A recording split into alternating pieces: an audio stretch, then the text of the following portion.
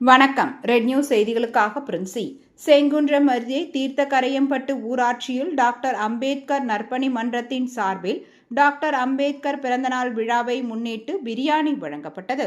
சென்னை செங்குன்றம் அடுத்த தீர்த்தக்கரையம்பட்டு ஊராட்சியில் டாக்டர் அம்பேத்கர் நற்பணி மன்றம் சார்பில் சட்டமேதை பாபா சாஹப் டாக்டர் அம்பேத்கர் 135வது பிறந்தநாள் விழா தீர்த்தங்கரையப்பட்டு பாலவாயல் நெடுஞ்சாலையில் உள்ள எம்ஜிஆர் சிலை எதிரே அம்பேத்கர் மன்ற நிர்வாகிகள் ஜே கிப்சம் மற்றும் ஆர் சாமுவேல் ஆகியோர் நிகழ்ச்சி ஏற்பாட்டில் நடைபெற்றது.